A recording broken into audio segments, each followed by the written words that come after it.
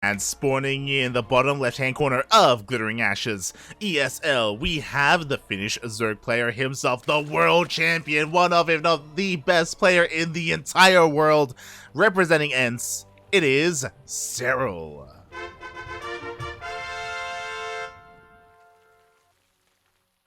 And I gotta tell you, Light, well, I guess most of us, myself included, and myself especially, our eyes are on YoungYakov right now. He is a player who, his name is accurate. He is a extremely young player coming out right now, and this is the very first time he's actually qualified for a DreamHack Masters event. Yeah, this is, in a way, his debut DreamHack run.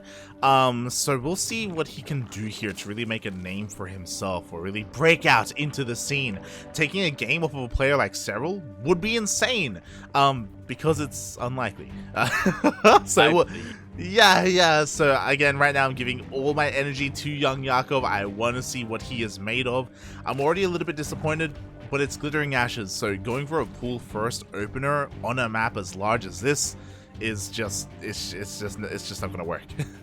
Yeah, I mean, it's difficult to pull off against Serral of all players, but yeah, I kind of get what you're going for here. Like, YoungYakov is definitely the underdog. He knows he's the underdog, and it may be worth it to, at least in just one map, play more standard, just to get a little, just to hone his fundamentals against a top player like Serral. But I definitely think that when it comes to actually winning the maps, he does need to pull out something a little bit more unexpected. Exactly, and that's something else to kind of bear in mind, especially with a newcomer like YoungYakov. It's one of those things, like, he can approach this in a couple of different ways. He can either see this as an opportunity to play against Serral. It's possible that maybe he doesn't play him too often on the ladder, and it's like, oh, I can play against him, I can learn from my opponent, to grow as a player. Or he can try and work on something crazy, something unexpected, to sneak out a cheeky win. So we'll see what he does decide to work on. At the moment, it does look pretty standard, and I don't blame him. Like, again, also as a young player, when you're up against the world champion, why not waste, or you wouldn't want to waste an opportunity to test your mettle in a straight up game. Yeah, especially an extremely competitive one, an extremely competitive setting. I mean, it doesn't get more intense at DreamHack.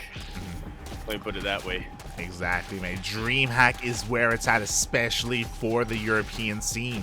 Unless you're, of course, traveling to Korea to play in GSL or something like that. Meanwhile, we do see that Serral does have his Bailey Nest at a pretty regular time. Same with YoungYakov, but Serral is making a massive wave of lings, mate. Yeah, YoungYakov looking to meet that, but he has started droning up, and that is potentially the kill move here. It's for being completely transparent. Yeah, I mean, YoungYakov should be okay as long as he's able to morph in some Banelings. Thankfully, his Baneling Nest is on time. There we go, 2 Banelings are on the way. And now it's all about the micro. It's all about the control to make sure that YoungYakov is able to get those juicy connections. Yeah, Serral producing a couple of Banelings himself, and he's already applying a ton of pressure onto his third base location. These will be slow Banes, so both of them! Ooh. Very good split right at the very end for Serral. Up! Oh, my nice trade there as well by YoungYakov. Serral trading 2 for 1 there, but there's only 1 Baneling left here for YoungYakov. Up! Yeah, 2 more are about to finish up for him, but it is all about what Serral can get done right now with the Banelings he has!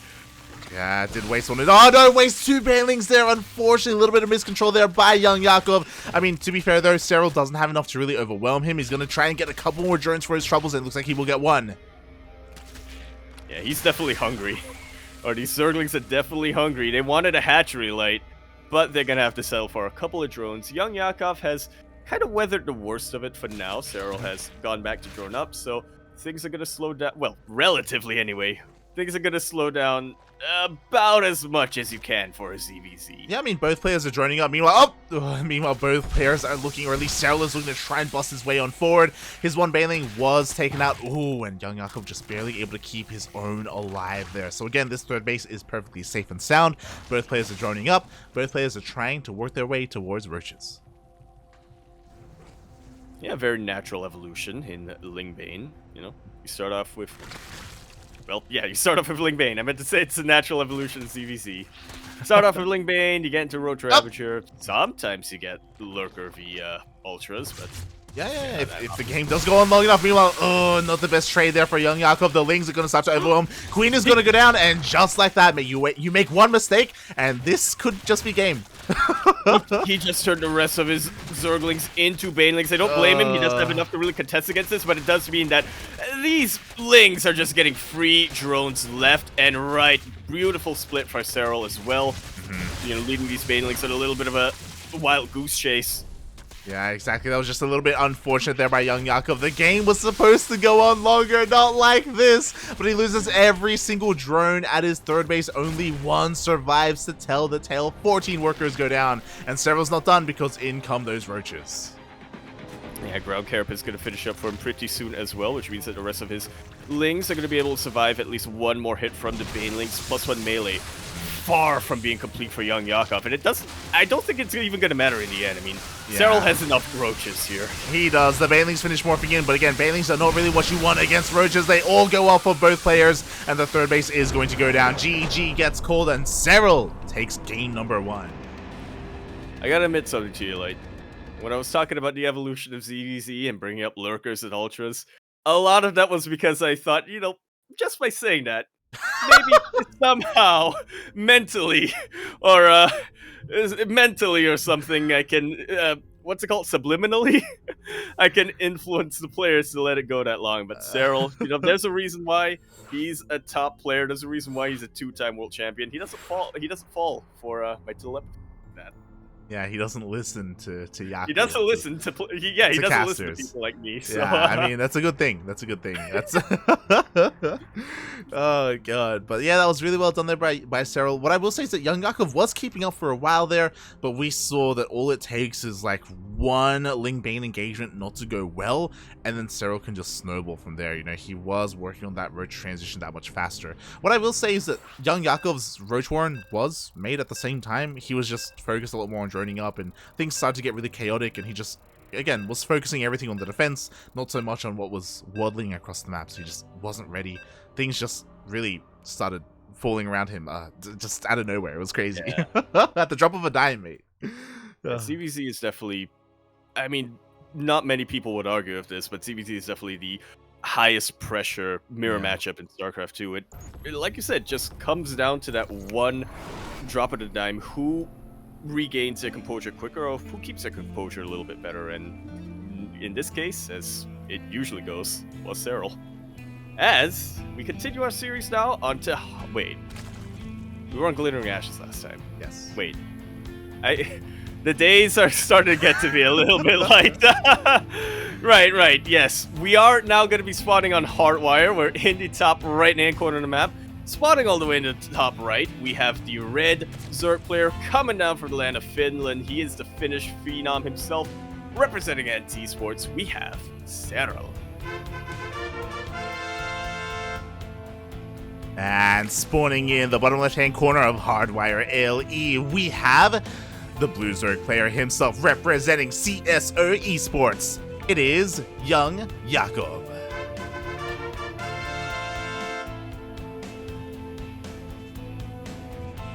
Once again, going for more of a hatch first opening.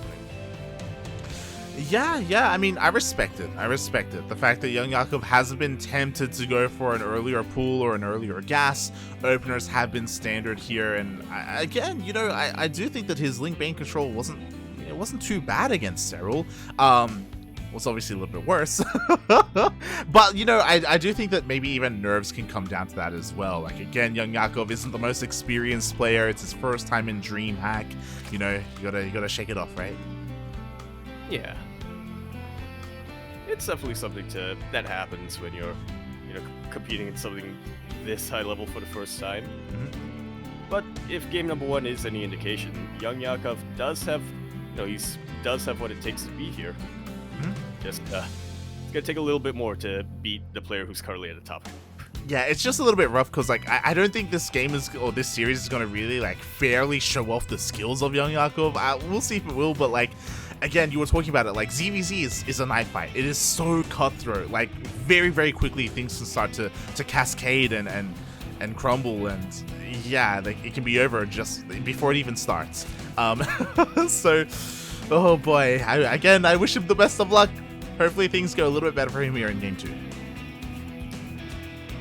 Yeah, we'll see. We'll see as well players do go for more mirror builds. You know, they're getting their drone counts up. They're making sure that they're not neglecting metabolic boost. Just trying to get a feel for what each other is going for. Yeah, third base on the way for both players as well.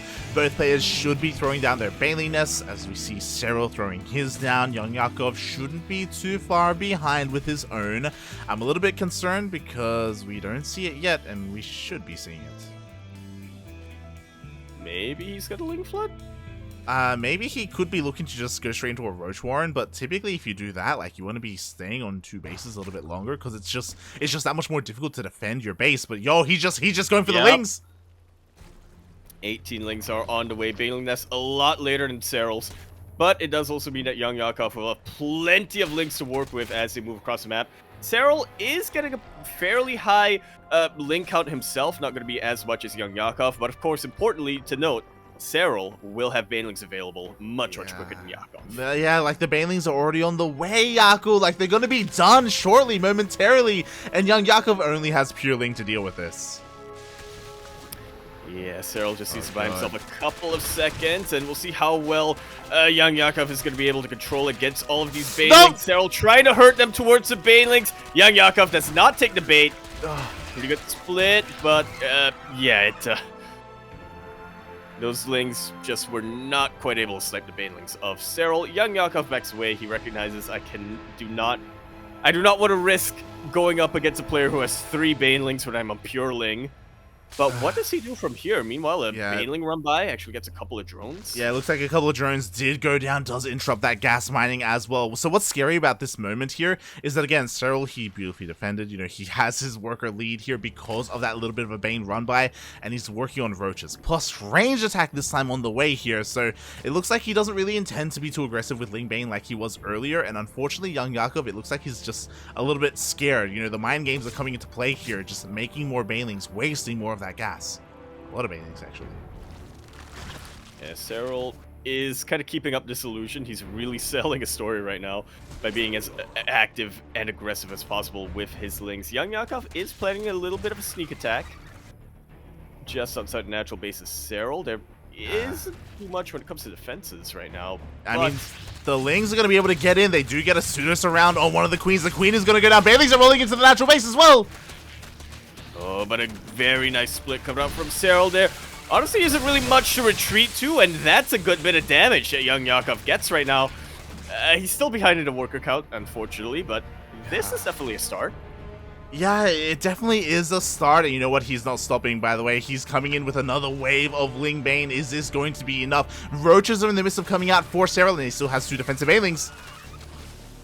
Yeah, that's what YoungYakov really has to be careful about at the moment. Good snipe by Serral.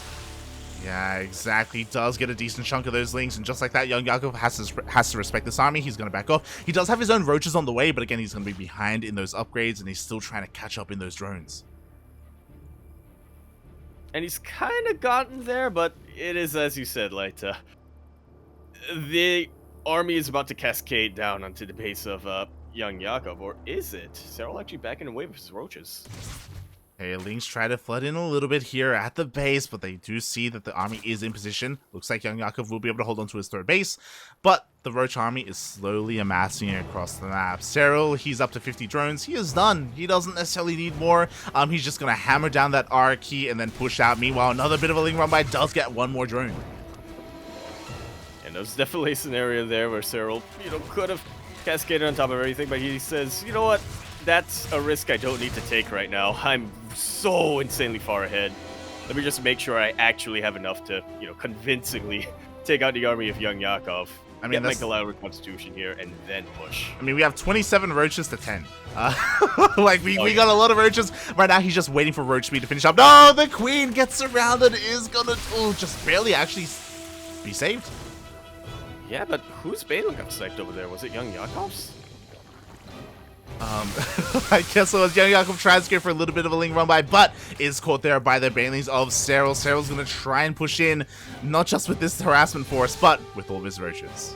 I love what Serral is doing right now, just doing as much as possible to distract the forces of YoungYakov and even snipe a couple of banelings or two. Here comes the much higher roach count of Serral, the much better upgraded roaches, and the much better positioned roaches as well. Everything about these roaches are better right now for Serral. Yeah, Serral's been working up towards this push for a long time right now. +1 range is on the way. Sorry, is already done. GG gets called, and Serral, just like that, takes the series 2-0.